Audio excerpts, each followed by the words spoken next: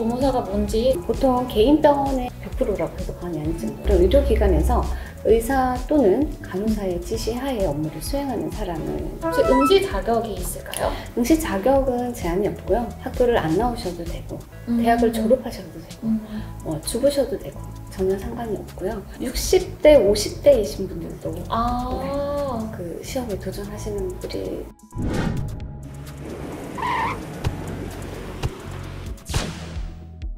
모든 자격 시험 정보를 파헤치는 토크레인입니다. 오늘 토크레인에서는 간호조무사에 대해 파헤쳐 볼 건데요. 저희 성혜정 교수님 모셨습니다. 교수님 안녕하세요. 안녕하세요. 성혜정입니다.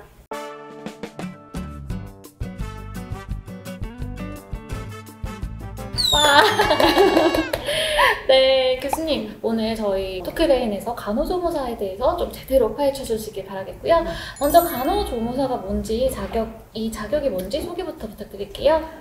간호조무사는요, 의료기관이 있겠죠. 뭐 병원 또는 종합병원, 대학병원도 있을 거고요. 이런 의료기관에서 의사 또는 간호사의 지시하에 업무를 수행하는 사람을 이제 얘기를 하겠죠. 간호 또는 진료에 보조를 하는 사람을 일컫는 사람입니다. 그래서 보통 개인 병원에는 간호조무사 선생님들이 대부분이시죠. 거의 100%라고 해도 과언이 아닐 정도로. 보통 막 띵띵 누구님 들어오세요 해주시는 분들이 보통 간호조무사신가요? 네. 그래서 대학병원 같은 경우는 이제 간호사 지시에 따라서 업무를 수행하시게 되고요. 개인 병원에 가시면 의사 지시에 따라서 업무를 수행하시게 됩니다. 개인 병원 같은 경우는 간호사가 없기 때문에 간호조무사 선생님들이 모든 업무를 다 담당을 하고 계시죠. 검침물 운반이라든지 환자 정리라든지 그다음에 환자 관찰이라든지 소독, 살균 업무 이런 것들 다 담당해서 하고 계시고요. 간호나 진료 업무를 좀 보조해주는 역할을 해주시는 분들인 것 같은데 간호조무사가 되려면 시험을 봐야 하죠. 혹시 응시 자격이 있을까요? 응시 자격은 제한이 없고요. 학교를 안 나오셔도 되고 대학을 졸업하셔도 되고 죽으셔도 되고 전혀 상관이 없고요. 보통 학원에서 간호조무사 자격증을 따기 위해서 이수해야 되는 과정이 있거든요. 이론은 740시간, 그다음에 실습은 780시간 정도를 이수를 한 다음에 시험을 통해서 국가에서 쉬는 국가 자격 시험이 있습니다. 그 시험에 합격한 사람을 간호조무사라고 합니다. 그러면 간호조무사 자격을 취득하면 보통은 병원에서 많이 일을 하고 계신가요? 네, 보통은 간호조무사 분들은 병원에서 일을 거의 다 하신다고 보셔야 되죠. 개인 병원의 가장 비중이 높고요. 병원이 아니어도 우리 노인장기요양법에 근거를 해서 방문간호로 활동을 하실 수가 있는데요. 이 방문간호는 의사의 지시서를 가지고 각 가정으로 가셔가지고 간호 활동을 하는 건데 간호조무사 자격증이 있다고 해서 무조건 방문간호 활동을 하실 수 있는 건 아니시고요. 간호조무사 자격증을 취득한 후에 임상에서 3년 정도 병원에 있으셔야 돼요. 그런 분들이 간호대학에 개설되는 방문 요양 간호에 대한 교육 내용이 있어요. 그 교육을 이수를 하신 다음에 방문 간호조무사로 활동을 하실 수 있습니다. 개인 병원에 보통 대부분 취업을 하시고 그 외에도 방문 간호라는 일도 하실 수 있는데 이거는 대신에 다른 일정한 교육을 좀 받으셔야 되고 임상 경험도 있으셔야 된다는 거 알아주시면 되겠습니다. 간호조무사들의 급여는 좀 어느 정도 수준인지 궁금해요. 급여는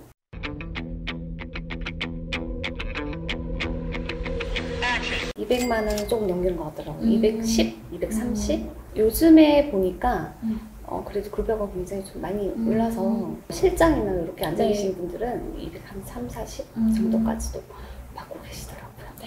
그 정도 선인 거 참고해 주시면 될 것 같고요. 혹시 좀 나이가 드신 뒤에 그러니까 처음 취업하는 사회초년생이 아니라 30, 40대 이후에도 간호조무사로 새로 일을 시작하거나 그런 분들도 계신가요? 강의를 하다 보면 60대, 50대이신 분들도 그 시험에 도전하시는 분들이 꽤 종종 있으십니다. 50, 60대 분들은 보통 취업을 어디로 많이 하시나요? 50, 60대 분들 같은 경우는 요양원이나 요양병원 쪽으로 굉장히 많이 갖고들 계십니다. 그리고 노인보호센터 같은 데 있어요. 보통 얘기하는 노인 유치원 아, 네, 주간보호센터. 네. 네, 그런 쪽으로 취업을 굉장히 많이 하고들 계세요. 네. 이 자격증을 따시고 또 대부분의 그렇게 나이가 있으신 분들은 요양보호사 자격증을 같이 따시는 경우가 굉장히 많거든요. 네. 네, 그래서 이제 그런 쪽으로 취업을 굉장히 많이 하고 계십니다. 그럼 노인보호센터나 요양병원에서 일을 하려면 혹시 요양보호사 자격증을 같이 따야 되나요? 아니요, 꼭 그런 건 아니지만 아, 요양보호사 자격증을 많이들 따고 계시는 게 요양보호사 같은 경우에는 이제 그 취업 연령에 제한이 없거든요. 그래서 좀 프리랜서처럼 일을 하실 수 있어요. 그래서 네. 80대 되시는 분들도 그 자격증을 많이 따고 계십니다. 그러면 이 간호조무사가 되기 위해 시험에 합격을 해야 되잖아요. 그 공부는 좀 어떻게 하면 좋을까요? 간호조무사 시험은 시험 자체가 굉장히 어렵지는 않거든요. 네. 그래서 굉장히 뭐 심도가 있다던가 그런 문제는 안 나오기 때문에 어떤 시간 배분 잘 하셔야 될 것 같아요. 그래서 좋아하는 과목부터 하시는 것을 좀 추천드립니다. 왜요? 어려운 과목부터 하다 보면은 일단 잘 이해를 못하는 상태에서 어려운 과목을 잡고 있다 보면 일단 시간이 너무 많이 뺏기게 되기 때문에 본인이 좋아하는 과목부터 공부를 하시면서 자신감을 좀 올린 다음에 조금 이제 난이도가 있는 과목으로 넘어가시는 게 좋을 것 같고요. 네. 전 범위의 이론을 모두 다 암기를 한다는 것은 굉장히 무모한 짓이라고 생각을 합니다. 그래서 일단 불가능할 뿐만 아니라 그래서 시험에 어떤 맥을 짚는다라고 생각을 하시고 네. 최대한 핵심을 간추려서 공부를 하셔야 될 것 같아요. 그래서 쉬운 내용부터 또는 정리를 가시되 기출을 기점 중심으로 해서 문제를 풀어보시면서 정확하게 이해하지 못한 부분은 반드시 교과서를 찾아보시면서 정리를 하셔야 될 것 같고요.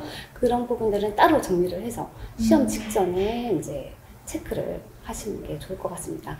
이거는 무슨 고득점을 내는 것도 아니고 합격 커트라인에만 들어가면 되는 시험이기 때문에 부담을 가지실 필요는 없는 시험인 것 같습니다. 네.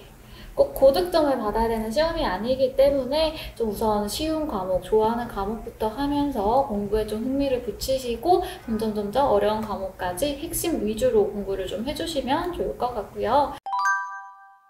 간호조무사 준비하고 계신 수험생분들한테 좀 해주고 싶으신 얘기가 있다면 뭐가 있을까요? 네, 조금 전에도 말씀을 드렸다시피 고득점을 내는 공부가 아니기 때문에 너무 스트레스를 받지 마시고요. 기본, 핵심, 그 다음에 기출 문제를 풀어가는 과정을 밟아 가신다면 무난히 합격하실 수 있을 거라고 생각합니다. 네. 기본, 핵심 위주로 공부를 하시는 게 중요할 것 같은데 저희 성혜정 교수님의 강의랑 함께라면은 여러분의 합격 이루실 수 있을 것 같습니다. 저희 교수님이 하시는 강의는요. 저희 유튜브 채널에 샘플 강의가 올라와 있어요. 한번 보시고 함께 해주시면 좋을 것 같고요. 저희는 더 좋은 토크레인으로 돌아오겠습니다. 감사합니다. 감사합니다.